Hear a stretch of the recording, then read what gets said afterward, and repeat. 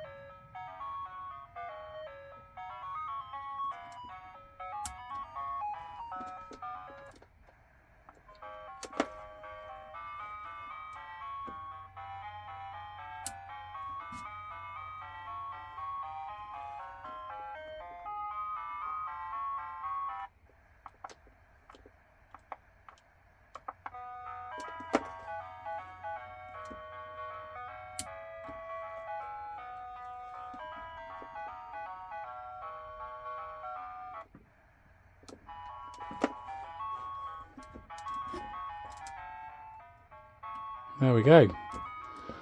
I think that's all of them. If you're wondering why it sounds a bit odd, it's because I'm one of these cheap horns with a rag stuck in it. So yeah. Anyway, there we are.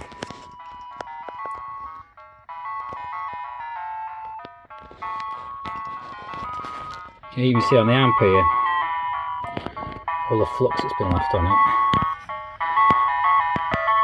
Blown now, look. And then they've drilled through it and put a patch on the back.